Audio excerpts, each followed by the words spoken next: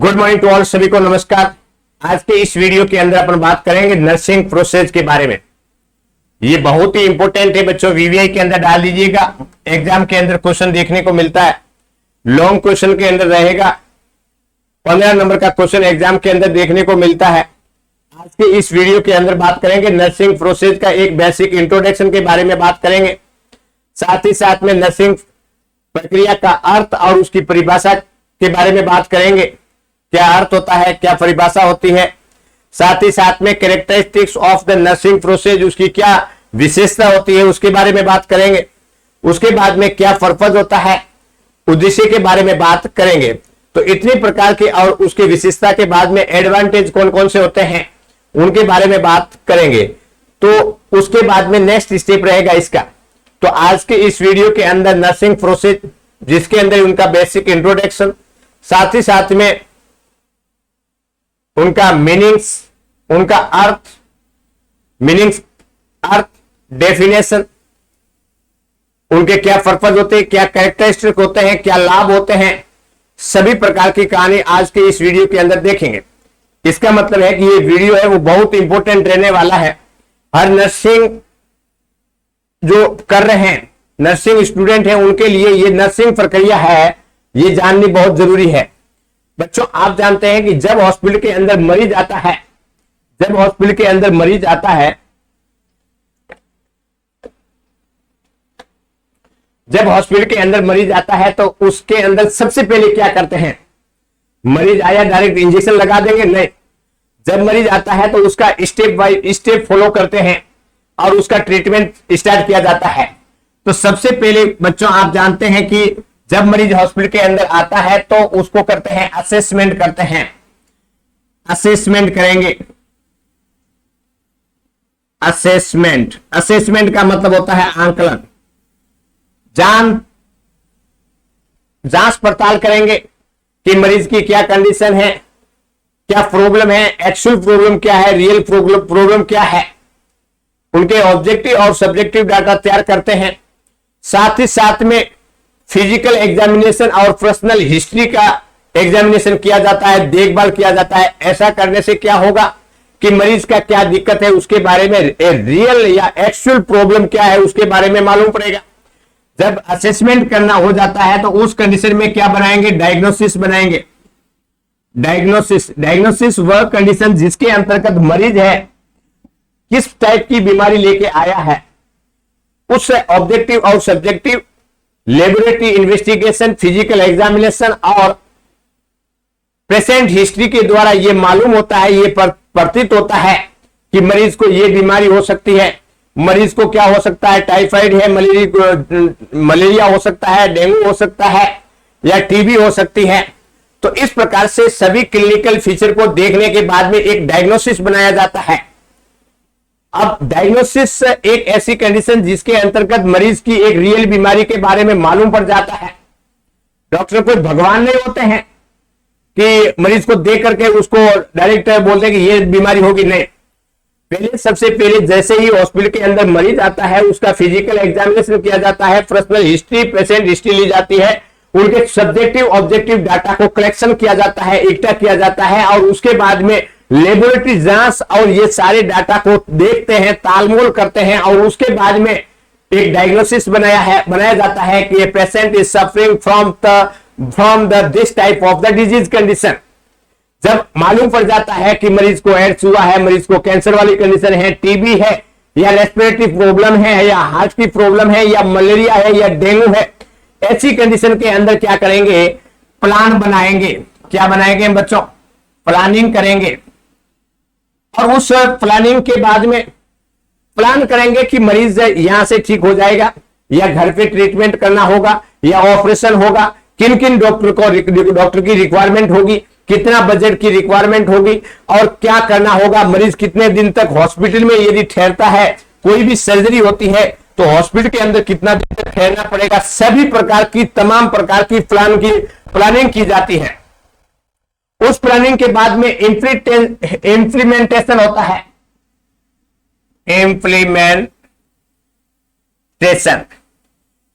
Implementation वह प्रक्रिया जिसके अंतर्गत प्लान करने के बाद में एक नर्स डॉक्टर के आदेश के अनुसार जो दवाई देता है, दवाई दी जाती है, पालन पोषण किया जाता है, उनका केयर की जाती है, उनकी देखभाल की जाती है, ड्रिप लगाया जाता है, पानी चढ़ाया जाता है, उनको कंफर्टेबल पोजीशन प्रोवाइड करवाया जाता है, फीडिंग करवाया जाता है, न्यूट्रिएंट प्रोवाइड करवाया जाता है। तो इस प्रकार से नर्स के द्वारा किया जाने वाला कार्य इस मरीज के ऊपर जो कार्य करते हैं उसको इंप्लीमेंटेशन कहते हैं। और उस इंप्लीमेंटेशन के बाद में क्या होता है, इवेल्युएशन होता है। इवेल्युएशन, इवेल्युएशन का मतलब होता है मूल्यांकन। लास्ट स्टेप होता है मूल्यांकन। जब बच्चों आप जानते हैं कि डॉक्टर ने एक प्लान, डॉक्टर और नर्सिंग स्टाफ ने एक प्लानिंग बनाई, इस प्रकार से उसको ठीक करना है, दवाइयां स्टार्ट की, डॉक्टर के निर्देश के अनुसार दवाइयां दी, और दवाई देने के बाद में लास्ट एक स्टेप होता है नर्सिंग प्रोसेस का कि उनको कैसे ठीक होगा, वो ठीक हुआ या नहीं हुआ। एक इवैल्यूएशन किया जाता है, उसका असेसमेंट किया जाता है, उसका वापिस चेक किया जाता है, उनको पूछा जाता है पहले से अभी क्या फर्क है, लेबोरेटरी इन्वेस्टिगेशन किया जाता है, जांच भेजी जाती है, वो जांच के अंदर देखते हैं कि क्या इंप्रूवमेंट है या नहीं है। तो इस प्रकार से सकारात्मक और नकारात्मक साइन देखते हैं किसके अंदर, इवैल्यूएशन के अंदर। तो इस प्रकार से ये जो स्टेप होते हैं, मैं कहूं कि सबसे पहला स्टेप होता है कि मरीज जब हॉस्पिटल के अंदर आता है, असेसमेंट किया जाता है, आंकलन किया जाता है। उस आंकलन के बाद में क्या होता है, दूसरा पॉइंट ये है कि मरीज का असेसमेंट करने के बाद में मालूम पड़ता है, एक डायग्नोसिस बनाते हैं, एक निदान बनाते हैं,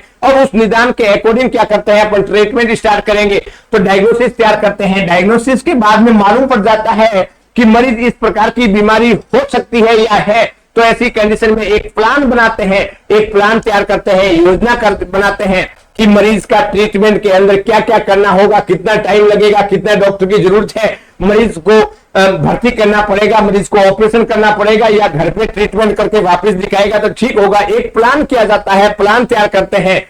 उस प्लान के बाद में चौथे नंबर पे इंप्लीमेंटेशन होता है।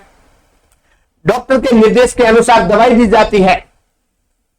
सभी प्रकार की जो नर्सिंग केयर है इंप्लीमेंटेशन के अंदर किया जाता है, और उस इंप्लीमेंटेशन के बाद में लास्ट में देखा जाता है कि किया गया कार्य उस मरीज के ऊपर कितना हेल्थ का प्रमोशन हुआ है, हेल्थ स्वास्थ्य का उन्नयन हुआ है कि नहीं हुआ है, या कॉम्प्लिकेशन हुई है और मरीज को दिक्कत होता जा रहा है। तो इस प्रकार से इवैल्यूएशन किया जाता है। तो मैं कहूं कि सबसे पहले असेसमेंट, उसके बाद में डायग्नोसिस, उसके बाद में प्लानिंग, उसके बाद में इंप्लीमेंटेशन और लास्ट में इवैल्यूएशन। ये 5 स्टेप होते हैं बच्चों किसके अंदर, नर्सिंग प्रोसेस के अंदर। अंडरस्टैंड। तो ये एक बेसिक इंट्रोडक्शन के बारे में बच्चों मैंने आपको बताया। अंडरस्टैंड। नर्सिंग प्रक्रिया नर्सिंग देखभाल प्रदान करने की एक वैज्ञानिक विधि है। क्या है, नर्सिंग प्रक्रिया एक साइंटिफिक स्टडी होती है बच्चों। इसके अंदर क्या लिखा हुआ है देखिएगा, नर्सिंग प्रक्रिया नर्सिंग देखभाल प्रदान करने की एक वैज्ञानिक विधि होती है जिसका उपयोग नर्स द्वारा एक पेशेंट को बेहतर स्वास्थ्य, इफेक्टिव हेल्थ सर्विस प्रदान करने के लिए किया जाता है। नर्स द्वारा रोगी को स्वास्थ्य देखभाल प्रदान करते समय उनके द्वारा संपादित की जाने वाली गतिविधियां विभिन्न चरणों में पूर्ण होती है, जिन्हें सम्मिलित रूप से नर्सिंग प्रक्रिया कहते हैं।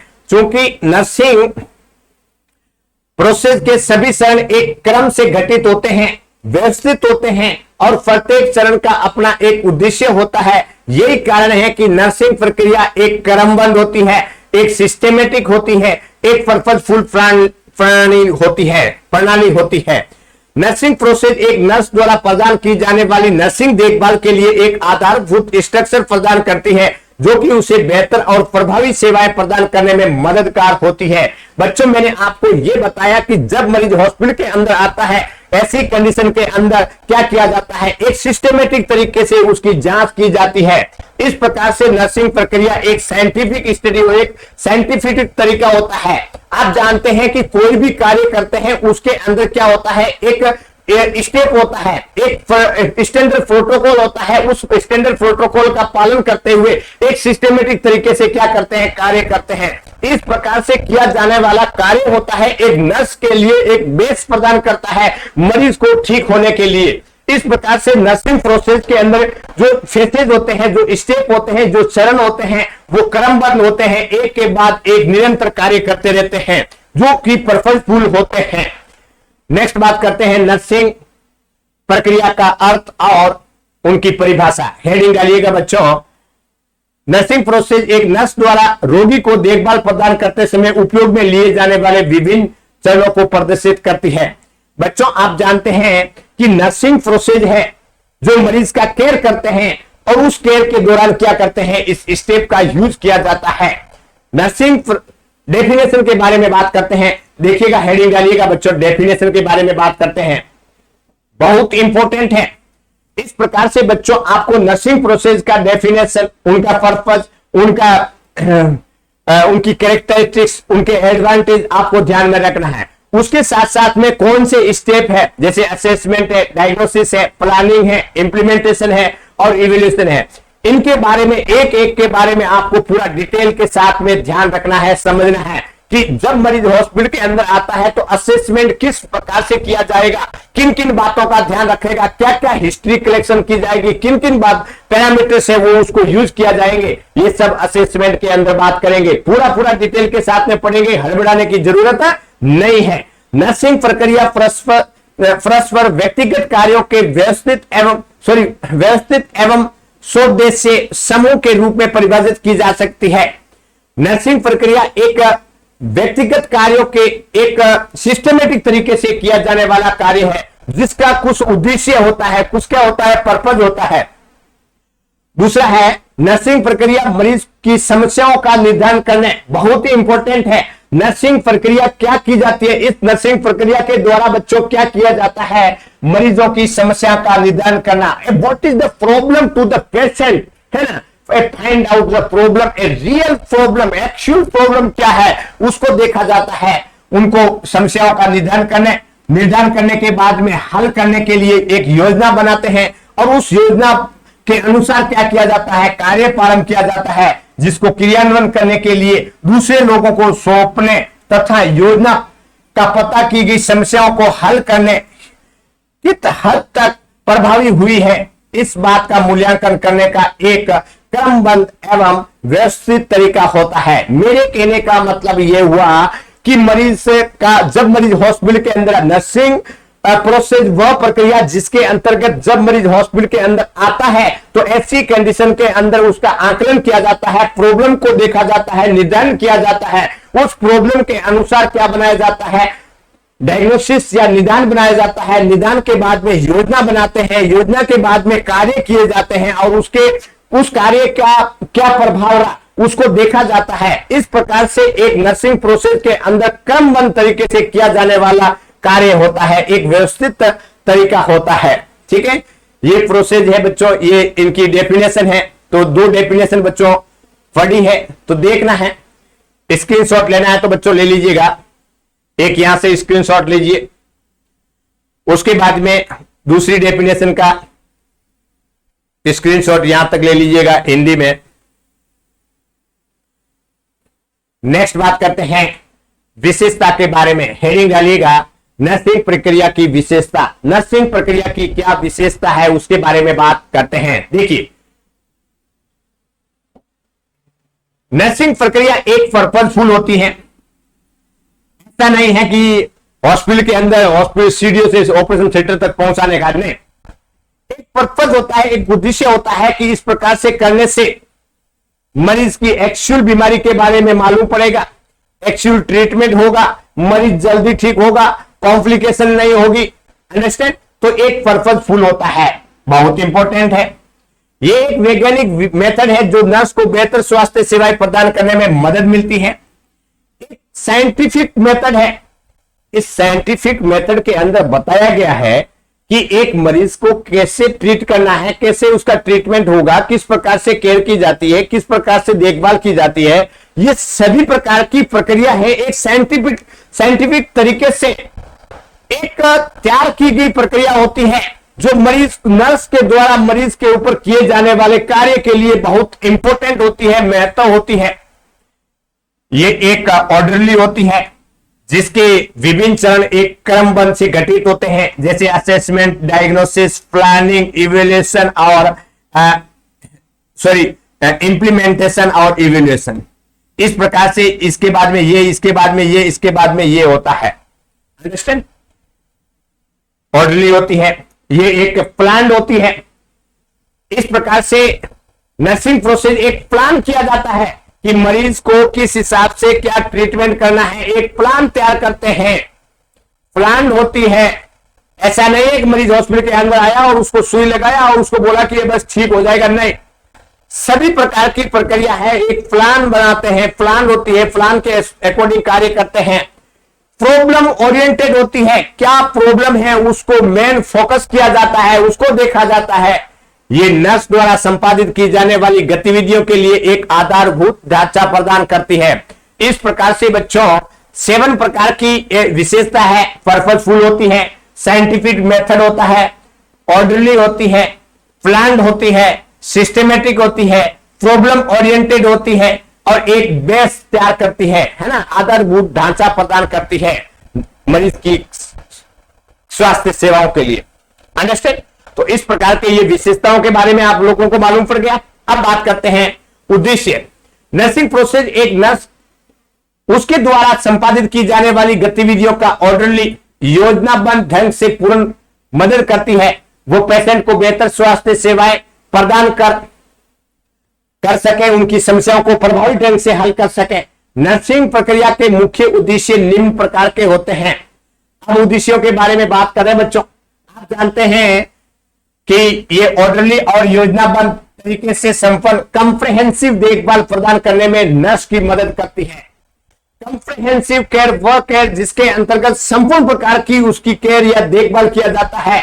नर्सिंग प्रोसेस को देखने के बाद नर्सिंग प्रोसेस के अंदर जिसके अंतर्गत निम्न प्रकार की देखभाल होती है, प्रिवेंटिव केयर होती है, क्यूरेटिव केयर होती है, प्रोमोटिव केयर होती है, रिहेबिलिटेटिव केयर होती है, जिसमें मरीज की होने वाली बीमारियों को रोका जाता है, उनका ट्रीटमेंट किया जाता है, उनका हेल्थ का प्रमोशन किया जाता है और उसको रिहेबिलिटेशन पुनर्वास उनका किया जाता है। तो इस प्रकार से नर्सिंग प्रोसेस के अंदर ये इतनी प्रकार की प्रक्रिया अपनाई जाती है, की जाती है, इसके लिए लाभ है।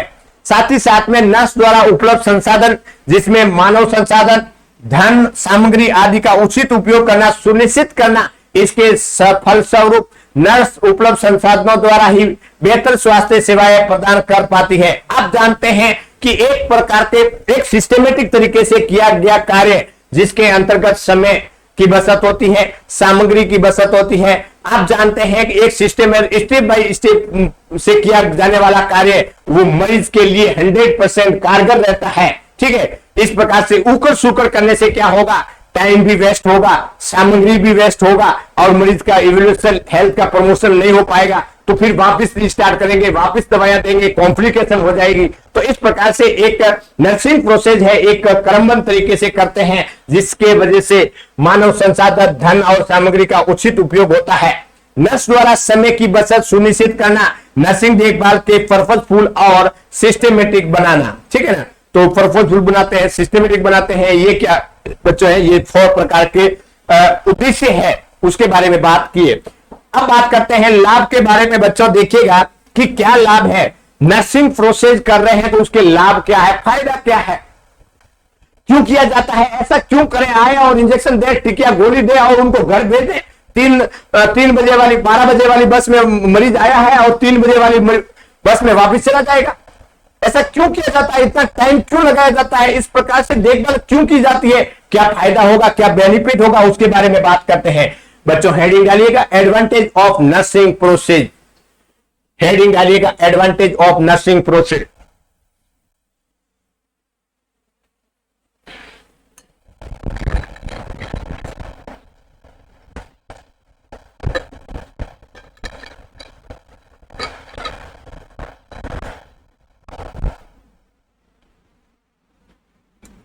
ये नर्स के लिए एक ऐसा बेस तैयार करती है जिस पर उसके प्रदान की जाने वाली देखभाल बुनियादी रखी जा सकती है।